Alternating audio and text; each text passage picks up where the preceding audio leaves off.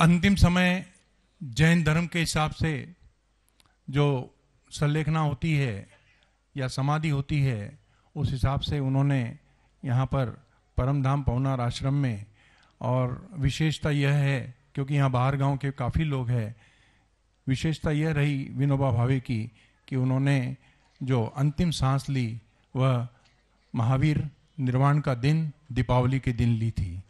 और ऐसी धरा पर परम पूज्य गुरुदेव विराजमान हैं। गुरुदेव के आशीर्वाद से हथकरघा केंद्र चलाए जा रहे हैं। एक हथकरघा की राशि मात्र 55,555 रुपया है। जिन्हें भी इसमें अपना योगदान देना है चंचला लक्ष्मी का, वे सभी यहाँ पर शास्त्रदान के लिए लाभान्वित होंगे। और जैसा कि अभी थोड़ी देर पहले भी बताया था कि अनेकांत स्वाध्याय मंदिर में ऊपर संत भवन बनने जा रहा है। कल 3 नाम आ चुके थे, आज भी एक नाम हमारे पास आ चुका है। मैं उनसे निवेदन करूंगा कि वे आएं और गुरु कर कमलों में शास्त्रदान करें। श्रीमती उषा ताई राजेंद्र जी भागवतकर, नितिन सचिन भागवतकर परिवार, इन्होंने 2,51,000 रुपये की राशि की घोषणा की है और एक कमरे के लिए उनका योगदान रहेगा। आइए सपरिवार तेजस सुहास जी क्षीरसागर, तेजस सुहास जी क्षीरसागर, इन्होंने 55,555 रुपये की एक हथकरघा की राशि दी है। वे भी यहाँ आएँ और शास्त्रदान करें। और किसी की भावना हो तो तुरंत अपने नाम लिखा सकते हैं। यहाँ पर एलोरा से पधारे हुए डॉक्टर साहब प्रेमचंद जी पाटनी परिवार, जो कि यहाँ के अध्यक्ष श्री महावीर जी पाटनी के बड़े भाई है, उन्होंने भी 2,51,000 रुपये की राशि की एक घोषणा की है और एक कमरे का पुण्यार्जन उन्होंने प्राप्त किया है। मैं पाटनी परिवार, प्रेमचंद जी पाटनी, सरला जी पाटनी, महावीर जी पाटनी, आशा जी पाटनी से निवेदन करता हूं कि वे यहाँ आए और गुरुदेव के कर कमलों में शास्त्रदान करें। कल जो यहाँ पर भोजन की व्यवस्था की गई थी, उनके पुण्यार्जक थे सौ पुष्पा जी प्रकाश जी पांड्या, श्रीमती मीना सुभाष जी पांड्या, सौ शोभा आनंद जी पांड्या, सौ नंदा सुरेश जी पांड्या परिवार, इन्होंने 1,08,000 रुपये की राशि देकर कल पूरे समाज की भोजन की व्यवस्था निःशुल्क की थी, जिसका करीब 1500 लोगों ने लाभ लिया। उनसे निवेदन है पांड्या परिवार से कि वे आए और गुरुदेव के चरण कमलों में श्रीफल अर्पण कर आशीर्वाद प्राप्त करें। एक हथकरघा की राशि और प्राप्त हुई है श्री सुरेश जी जैन बाड़ी बरेली मध्य प्रदेश से 55,555 की राशि उन्होंने घोषित की है। उन्हें शास्त्रदान का अवसर मिलेगा। आप आइए बाड़ी बरेली वाले, शास्त्रदान 55,555 की राशि। तात्या भैया जी, जिनको कौन नहीं जानता, ऐसे शख्स, एक महाराष्ट्र के भूषण, वे कोल्हापुर जिले में या सांगली जिले में नांद्रे गांव है, वहां से दानोली से हैं। उनका कार्य और वर्धा के लिए अपरिचित नहीं है। वर्धा में करीब वे, मेरी जानकारी मतलब मेरे स्मरण के हिसाब से 4-5 बार उनका पदार्पण हो चुका है। यहाँ पर पदयात्रा लेकर भी जब आए थे तब भी उनका सानिध्य मिला। और बड़े सौभाग्य की बात हमारे लिए ये रही कि परम पूज्य गुरुदेव समता सागर जी महाराज जी के आशीर्वाद से आचार्य श्री के दीक्षा के 50 वर्ष पूर्ण होने पर जो कीर्ति स्तंभ का, संयम कीर्ति स्तंभ का यहाँ पर अनेकांत स्वाध्याय मंदिर के प्रांगण में शिलान्यास किया गया और उसका लोकार्पण के अवसर पर तात्या भैया उपस्थित थे। और आज हमें बहुत गौरव हो रहा है कि हमने उसका उद्घाटन तात्या भैया जी के हस्ते करवाया था।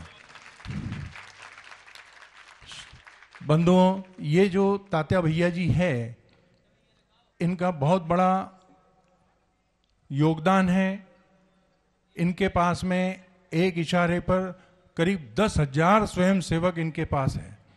जब वहाँ पर सांगली कोल्हापुर में जब बाढ़ की स्थिति बनी थी 2 से 3 साल पहले, तब सुधा सागर जी महाराज, प्रमाण सागर जी महाराज आदि ने जो भी वहाँ से सहयोग की राशि भिजवाई थी, उसका पूरा नियोजन, पूरा वहाँ का संचालन तात्या भैया जी इनके हाथ में था और उन्होंने वो उसको बखूबी उसको पूर्ण किया। ऐसे तात्या भैया जी। और अभी फिलहाल में छिंदवाड़ा से जब आचार्य संघ का विहार चल रहा था शिरपुर की ओर ही बोलना पड़ेगा क्योंकि वो तो पता नहीं था कहाँ जा रहे, लेकिन शिरपुर की ओर, और शिरपुर में 4 मास का पूरा चातुर्मास आप लोगों ने देखा कि सारा संचालन, सारा समर्पण तात्या भैया जी के पास था। और तात्या भैया जी की टीम जो है वह निःशुल्क सेवा देती है समाज को, निःशुल्क, किसी प्रकार की कोई अपेक्षा नहीं, किसी प्रकार का कोई प्रलोभन नहीं, अपना निस्वार्थ भाव से वे अपना कार्य करते हैं। ऐसे तात्या भैया जी।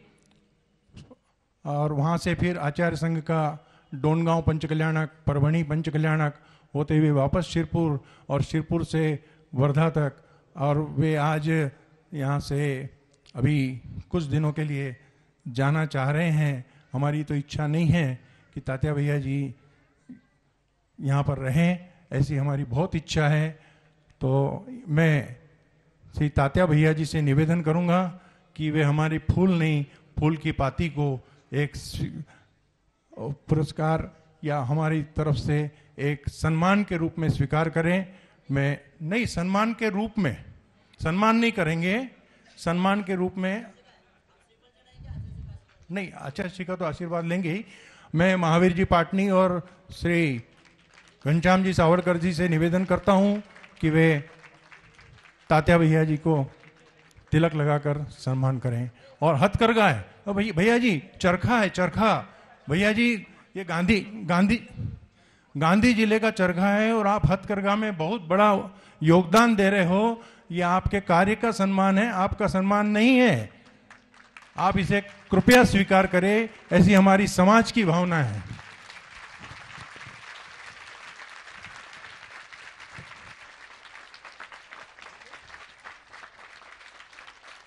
मैं श्री अशोक भैया जी को आमंत्रित करता हूं मंच पर, वे भी आए। उनके स्वागत सम्मान के लिए श्री संजय जी पांड्या और सुनील जी मांडवगढ़े, दोनों मंदिर के अध्यक्ष, वे आए। चलिए जल्दी जल्दी, अपने पास समय नहीं है, जितना देर अपन करेंगे उतनी देशना अपने को कम श्रवण करने को मिलेगी। श्री संजय जी पांड्या, श्री सुनील जी मांडवगढ़े, दोनों मंदिर के अध्यक्ष। अच्छा, सब 16 पहने हुए, ठीक है। मधुर भैया जी, श्री सचिन कासलीवाल और अजय कहाते, दोनों मंदिर के सेक्रेटरी महोदय, जल्दी आइए।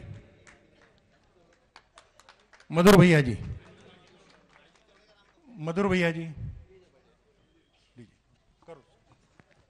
आइए आचार्य जी के सामने श्रीफल अर्पण कर आशीर्वाद लीजिए।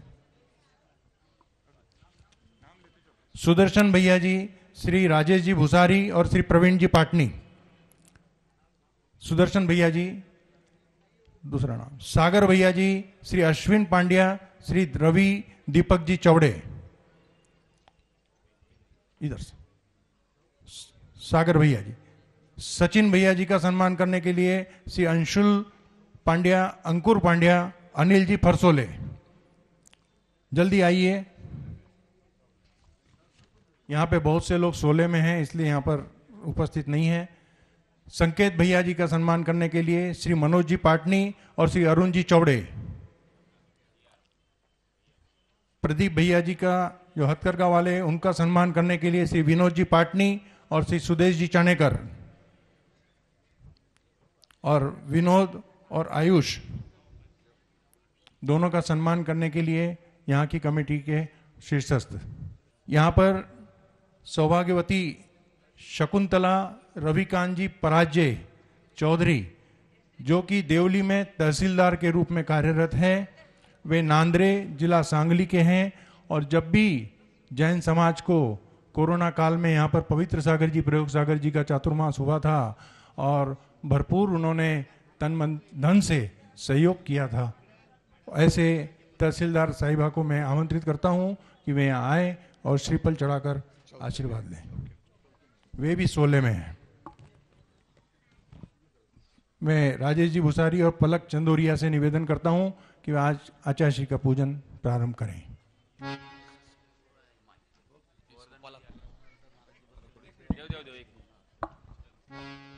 एक यहां से जो वर्धा नगरी भूषण को प्राप्त हुई, ऐसे जयेश भैया जी यहां से सुबक सागर जी शुल्लक जी महाराज बने और वहां पर शिरपुर में उनकी दीक्षा हुई। ऐसे परिवारीजन को हम यहाँ आमंत्रित करते हैं।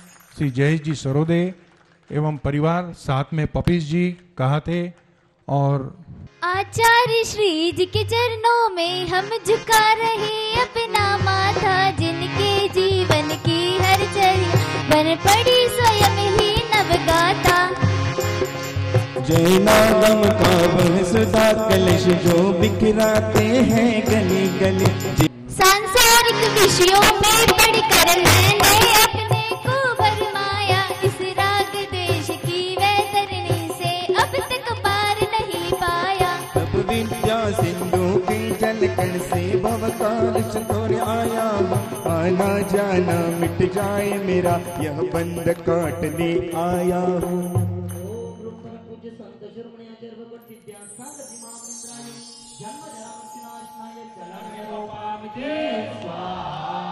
क्रोध अनल में जल जल कर अपना सर्वस्व लुटाया है, निज शांत स्वरूप न जान सका जीवन भर इसे भुलाया है। चंदन सम शीतलता पाने अब शरण तुम्हारी आया हूँ, संसार ताप मिट जाए मेरा चंदन वंदन को लाया हूँ।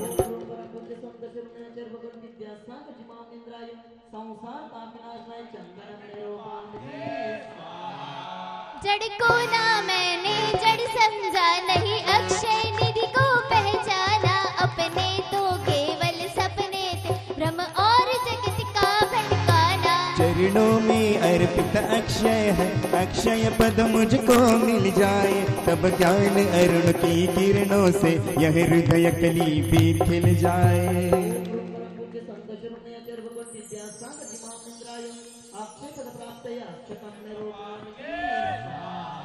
इस विषय भोग की मदिरा पी मैं गना सदा से मतवाला, तृष्णा को तृप्त करे जितनी उतनी बढ़ती इच्छा ज्वाला। मैं काम भाव विध्वंस करूं मन सुमन चढ़ाने आया हूँ, यह मदन विजेता बन न सके यह भाव हृदय से लाया हूँ।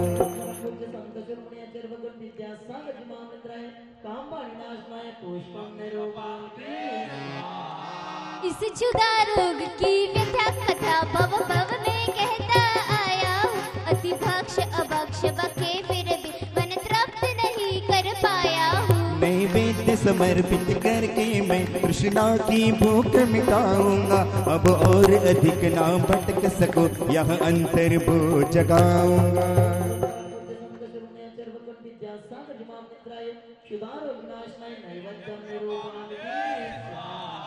मोहाधिकार से व्याकुल हूँ, निज को नहीं मैंने पहचाना, मैं राग द्वेष में लिप्त रहा, इस हाथ रहा बस पछताना। यह दीप समर्पित है मुनिवर मेरा तुम दूर बता देना, तुम ज्ञान दीप की बाती से मम अंतर दीप जला देना।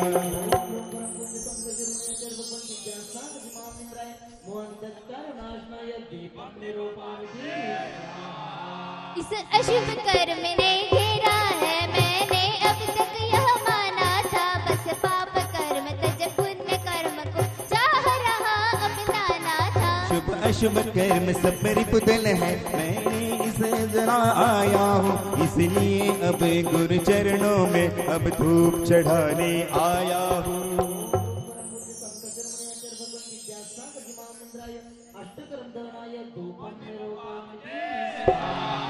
भोगों को इतना भोगा कि खुद को ही भोग बना डाला।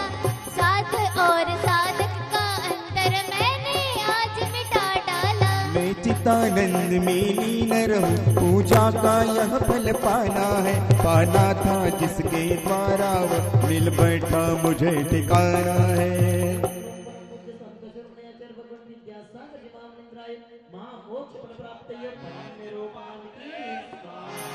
जग के वैभव को पाकर मैं निश दिन कैसा अलमस्त रहा। चारों गति की ठोकर को खाने में ही अलमस्त रहा। मैं हूँ स्वतंत्र ज्ञाता दृष्टा, मेरा पर से क्या नाता है। कैसे अनर्घ पद पा जाऊं, यह अरुण भावना बाता हूँ।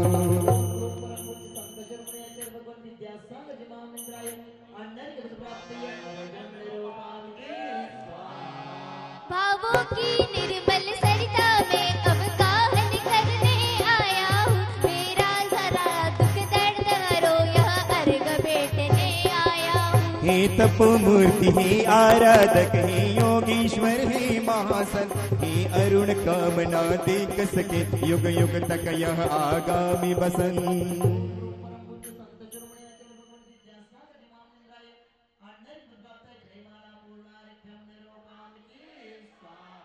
आज जो पूजन करने का सौभाग्य खंडेलवाल महिला प्रकोष्ठ को प्राप्त हुआ, उन्होंने इस उपलक्ष्य में 11,111 रुपए की राशि की घोषणा की है। बहुत बहुत धन्यवाद। यहाँ उपस्थित सभी जैन जैनेतर बंधुओं की ओर से मैं आचार्य गुरुवर के चरण कमलों में सादर निवेदन करता हूँ, हे भगवान ज्ञान रूपी गंगा को यहाँ पर अवतरित करें। नमोस्तु गुरुदेव, नमोस्तु गुरुदेव, नमोस्तु गुरुदेव। ओम नमः सिद्धेभ्यः, ओम नमः सिद्धेभ्यः, ओम नमः सिद्धेभ्यः। अहिंसा परमो धर्म की, आचार्य गुरुवर श्री कुंद कुंद भगवान की, आचार्य गुरुवर श्री ज्ञान सागर मुनि महाराज की, जय परम पूज्य संत शरण आचार्य भगवान विद्यासागर जी महामुनि राज जी की, समस्त आचार्य संघ की।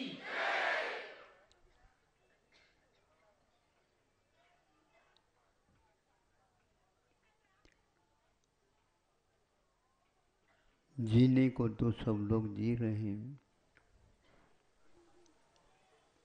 जीवन का रहस्य समझने वाला व्यक्ति ही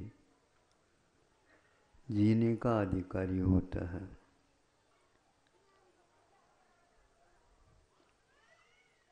किसी को भी मालूम नहीं पड़ता उस द्रव्य का क्या स्वरूप है, वह क्या करता है, किससे संचालित है।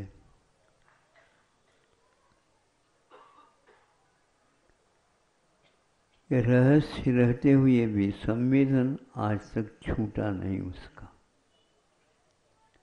कई लोग इसके बारे में कई विकल्प करते होंगे, जीव है क्या नहीं है क्या पता। जब पता भी नहीं है तो जीव का पालन करना क्या वस्तु है। तो फिर यदि पालन नहीं हो सकता है तो भगवान की ध्वनि में जीव दया की मुख्यता क्या वस्तु।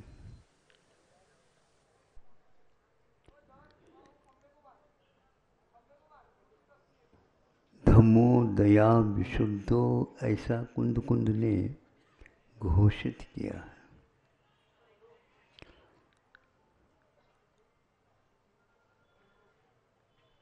दया के माध्यम से ही धर्म का रहना संभव है। जिस जीवन में दया नहीं है वह व्यक्ति किसी भी प्रकार से धर्म का पालन कर ही नहीं सकता, क्योंकि वह दया के बिना धर्म होता ही नहीं। ऐसे परम पुरुषों ने इस भारतवर्ष में समय समय पर घोषणा की है।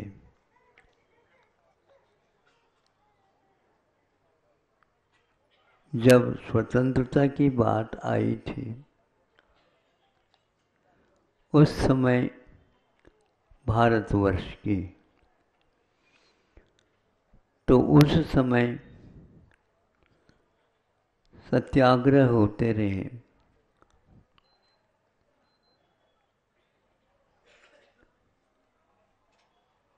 और उसमें एक वह भी व्यक्ति था जिन्होंने स्वतंत्रता के लिए जो आवश्यक धर्म अपेक्षित है, और वैसे आप लोगों ने सुना, कई लोगों के मुख से सुना होगा, जिन्होंने इस वर्धा नगर में अपना कुछ काल व्यतीत किया।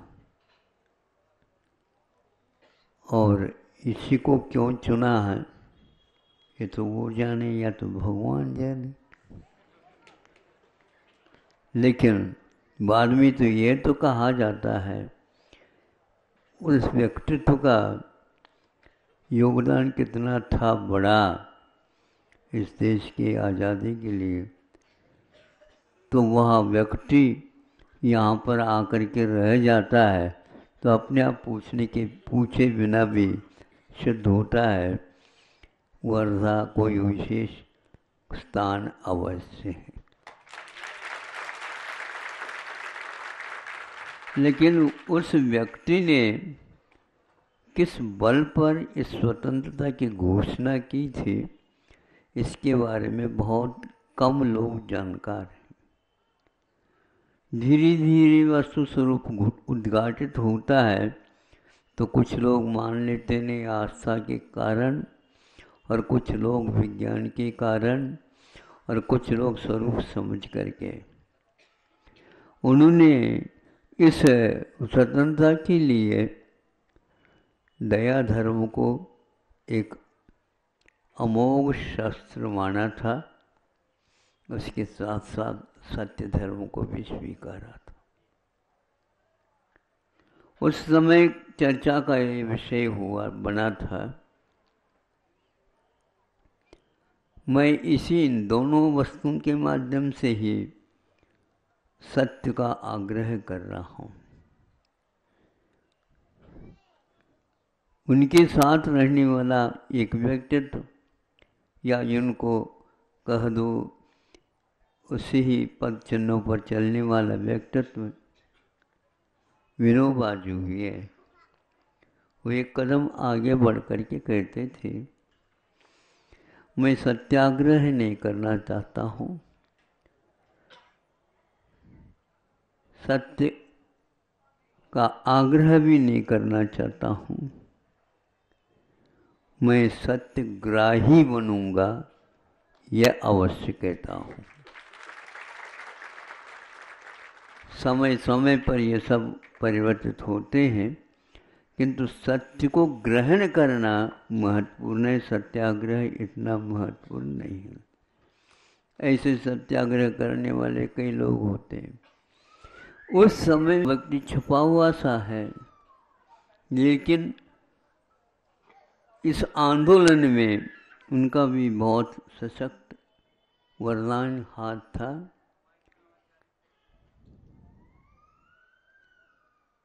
उनको भी जैसे महान महात्मा गांधी कहा जाता है, उसी प्रकार उनको तिलक कहा जाता था, बाल गंगाधर तिलक। अब आप मानते जाओ, बाद में लोकमान्य उनका नाम तो नहीं था, बाल गंगाधर था। बालक होते हुए भी गंगा को धारण करने की क्षमता किस माध्यम से थी, हमने तो इसको इस रूप में स्वीकार किया है। जहाँ कहीं भी बेंगलोर में अहमदाबाद में, मुंबई में और इलाहाबाद में भी कह सकते हैं, और लाहौर वगैरह में भी इनके भाषण, संभाषण, प्रवचन आदि होते थे। उस समय में उन्होंने जो भाषण दिए वो बहुत मार्मिक है। उसको भी लोगों के सामने रखने की आवश्यकता कि ऐसे ऐसे व्यक्तित्व विनोबा जी और गांधी जी के साथ रहते थे और उसका बल संबल भी उन्हें प्राप्त था। तिलक जी ने कहा सत्याग्रह के समय पर,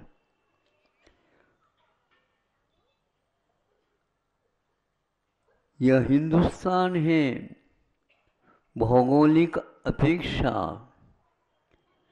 इसमें बहुत सारे लोग रहते हुए भी इसको हिंदुस्तान कहा जाता है। भौगोलिक दृष्टि से इसमें कोई बदलाव नहीं। किंतु तिलक जी ने ये कहा था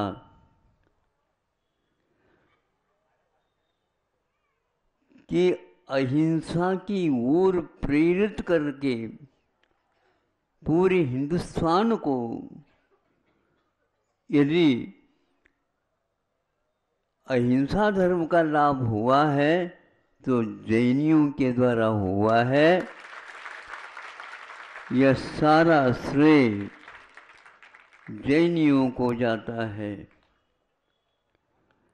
अनेक प्रकार के धाराएं, रूढ़ियाँ भारत में होती थी, होंगे, विचार चिंतन होते हैं, एक नहीं हो पाते, लेकिन ये सब भिन्न भिन्न होते हुए भी अहिंसा धर्म का यदि पालन करने का श्रेय हिंदुओं को मिला तो जैनियों के माध्यम से ही मिला है।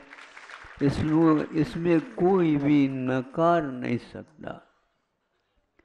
यह जब पुस्तिका मेरे हाथ में लगी, वह पुस्तिका अन्यत्र कहीं से नहीं मिली थी, किंतु वह इसी प्रकार के स्थानों से, महाराष्ट्र से उपलब्ध हुई थी मुझे। इसका सारांश हमने कई बार हिंसा को छोड़ करके हिंसा में परिवर्तित अपने आप के व्यक्तित्व जीवन को करने वाले व्यक्तियों के सामने उन्होंने ये कहा, और यह आज भी पुस्तिका आपको उपलब्ध हो सकती है। 3-4 बार इस ढंग से उन्होंने कहा, तब कहीं जाकर के यह ध्वनि निकलती है। उन्होंने गीतांजलि, हाँ, उसमें भी इसका आधार लेकर के कहा है। इसमें कोई संदेह नहीं है। ऐसे दृढ़ निश्चय वाले व्यक्ति है, ये भारत को 200-250 वर्ष से स्वतंत्रता का अनुभव कर रहा था, जी क्या रहा था, वह तो एक प्रकार से योग था, जी लिया। अंत तो गत्वा स्वतंत्रता मिली, आपको ज्ञात है। लेकिन आज आप लोग इसका अध्ययन नहीं करने के कारण अपने कर्तव्य से फिर भी विमुख जैसा ही है। कुछ लोग जो कि इन्हीं गिने बचे होंगे जो इस रहस्य को समझते हैं।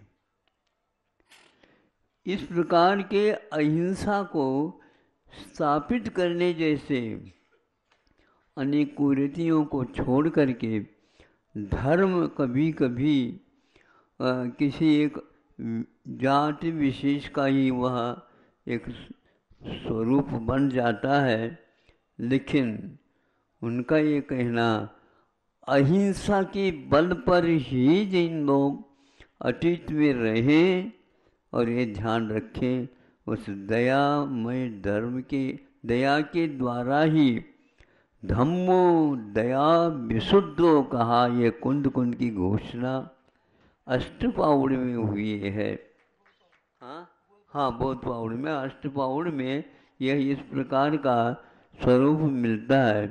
यदि धर्म बचा है तो दया के बिना नहीं, और दया को छोड़ करके आज कोई भी मान लो धर्म को मानने के लिए तैयार नहीं है, तो वे लोग अविवेकपूर्ण जीवन जी रहे हैं। कुंद कुंद के रहस्य को समझते हुए भी वह एकमात्र अपने स्वार्थ के पीछे बैठ को दर्शन को, और मैं चाहता हूँ इतना विराट साहित्य है, पूरे हर एक व्यक्ति इसका अवलोकन नहीं कर सकेगा, कर भी ले समझ नहीं पाएगा। कुछ सारांश निकाल करके इसका संपादन हो तो बहुत अच्छा होगा। इस प्रकार एक व्यक्ति को तैयार करके उन्होंने इसका संपादन करवाया। फिर 2 बार पहले धर्म शास्त्र के नाम से किया था, फिर बाद में समन सुत्तम के नाम से, क्योंकि वह संस्कृत निष्ठ आदि आदि भी थे धर्मशास्त्र, किंतु नहीं महावीर के लिए अन्य कोई नहीं, किंतु प्राकृत गाथाओं का ही संकलन हो, और संकलन हो गया। फिर इसके उपरांत उसका प्रकाशन भी हो गया। फिर हमारे लिए भी आग्रह किया उन्होंने कि नहीं इसका एक पद्यानुवाद हो तो, और हिंदी में, तो वह हमारे लिए कहा। तो उस समय में प्रवास में था, उसी समय मैंने उनको कहा है कि हम यथाशक्ति इसका संयोजन भी देख लेते हैं। तो वह कुंडलपुर में आकर के प्रवास में करते करते वहाँ पर फिरोजाबाद से कुंडलपुर में आकर के इसका पूर्ण होने का अवसर मिला है। और सर्वप्रथम इसमें वो विनोबा जी थे, उस समय संपादन करके उनको दे दिया था। जैसे भक्तांबर का छंद है वसंत तिलका, उस वसंत तिलका में ही के आद्योपांत उन सारे अध्यायों का अनुवाद संपन्न हुआ था, और यह उससे विनोबा जी को ही जाती है। इतना अवश्य कहा कि उसके नीचे अनुवाद का नाम जैन गीता रखा गया था, और आप लोगों ने इसका अवलोकन किया।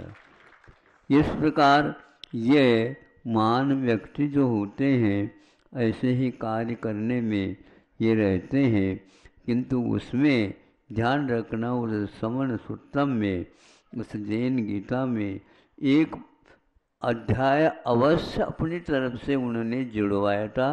सब लोगों को मालूम करना चाहिए कि ये कितना बड़ा गौरव है आप लोगों के लिए कि जो धर्म के मर्म को समझ करके अपनी शक्ति के अनुसार पालन करने वाला व्यक्ति भी, और अनेक धर्मों के बीच में उपासकों के बीच में रहते हुए भी अपना स्वतंत्र विचार ही नहीं किंतु सारभूत वस्तु समाज के सामने रखने का प्रयास किया। उन्होंने कहा कि जितने भी अध्याय जुड़े हुए हैं, कितनी भी संख्या वाली हो, पद्य वाली हो, गाथा वाली हो, उसके साथ साथ एक और अध्याय जोड़ा जाए जिसका नाम सरलेखना है। तब मुझे लगा कि यह कितना गौरव का विषय है कि यहाँ पर बहुत सारे साधु संत महंत रहते हैं, फिर भी वहाँ उसी प्रकार एक संत जैसे ही कहले में ये थे वो, और उनके परिवार वो आदि सभी थे, और वह वैसे ही अविवाहित रह करके अपने संत के समान जीवन को जिया था। और जब ये रखा तो मुझे लगा कि ये विशेष बात है कि अन्यत्र भी होते हैं, किंतु संलेखना का नियम एक प्रकार से जैनियों में आज भी पल रहा है और उसको रख करके 8-10 गाथाएँ सारांश के रूप में रख करके उसको पूर्ण कर दिया गया और उसका अनुवाद भी हमने उसी प्रकार करके उन तक पहुंचाया। यह निश्चित है कि वस्तुतः आदि कहाँ से होता है, अंत कहाँ से होता है, अंत में अंत भला सो सब भला है कहा गया है। तो यह सारांश निकलता ये क्यों हुआ है, तो यह आज भी परंपरा संलेखन का विद्यमान है और साधुओं के लिए एक प्रकार से विद्यार्थी को जिस प्रकार विद्यालय में पढ़ता है तो अंत में उसके 1 साल के बाद आदि तो परीक्षा अवश्य होती है। संलेखना के रूप में जो कुछ भी कहा गया है वह व्रत चारित्र के अनुष्ठान का निष्ठापन करते समय यह परीक्षा है उनकी, और जो परीक्षा में पास होता है उत्तीर्ण होता है उसी के लिए बहुत कुछ कहा गया है कि उसका निकट संसार है, अब समाप्त होने वाला है ऐसा भाग्य। इस संलेखना को उन्होंने कहा कि इस प्रकरण के अभाव में ये ग्रंथ और दे करके अंत में जैसे पूर्व वक्ता ने कहा कि उन्होंने उस संलेखना का साधन अपने जीवन के अंतिम काल में अवश्य किया। और जब यहाँ नागपुर से पत्रिका निकलती थी उस समय हम नैनागिरी मध्य प्रदेश में थे, सागर के पास, तो वहाँ पर हमें ज्ञात हुआ उन्होंने, ये पंक्ति आप अवश्य पढ़िए, उन्होंने जैन साधुओं का संलेखना का जो प्रकरण है उसका पालन करने का अवश्य ही भरसक पुरुषार्थ किया है। तो यह हाँ कोई पत्रिका है मतलब अखबार की, उसमें यह सब लोगों के लिए ज्ञात हुआ और हमारे हाथ में भी पत्रिका आई थी। अब वह पत्रिका शायद मिलती है नहीं मिलती की बात अलग है, लेकिन यह अवश्य है। तो ऐसे जैन समाज ने एक प्रकार से तात्कालिक जो राजनेता हैं और प्रखर वक्ता आदि हुए हैं, लेखक हुए हैं और साहित्यकार हुए हैं, उनके सामने जैन समाज ने साहित्य का क्या मूल्य है और कहाँ पर इसकी अनिवार्यता है अभी जोरदार करके रखा है और उसको समग्र समाज ने स्वीकार किया है। ऐसे उनका भी शायद अवसान यहीं पर हुआ है और अंतिम इन्होंने इस प्रकार का किया है। तो यहाँ और भी प्रकरण है, हमने एक वक्तव्य के समय पर 1 घंटा 1.25 घंटा दे करके इसका, क्योंकि कई लोगों का उदाहरण था कि यह संलेखना कार्य ठीक नहीं है, लेकिन जब विनोबा जी के बारे में सुना सभी लोग ठंडे हो गए, बर्फ बन गए। जो इससे होता है कि सज्जन पुरुषों के कारण अनेक प्रकार के विसंवाद और हठग्राहिता आदि समाप्त हो जाती है। ये सब दयामय धर्म का ही विषय, इसलिए हमेशा दया धर्म का मूल है और पाप मूल अभिमान, इसको भूलना नहीं चाहिए। इसलिए यह राम भी हो और कोई पांडव भी हो, आदिनाथ हो, महावीर हो, ये सारे समाज के रक्षक भी रहे हैं और समाज के लिए रक्षक केवल लौकिक ही नहीं किंतु पारलौकिक रास्ता पथ बताने का इन लोगों ने बहुत ही कर्तव्य समझ करके का पालन किया है। ऐसे महापुरुषों के आराधन में हमेशा जीवन लगा रहे इन्हीं बातों के साथ आज का यह वक्तव्य छोटा सा। अहिंसा परमो धर्म की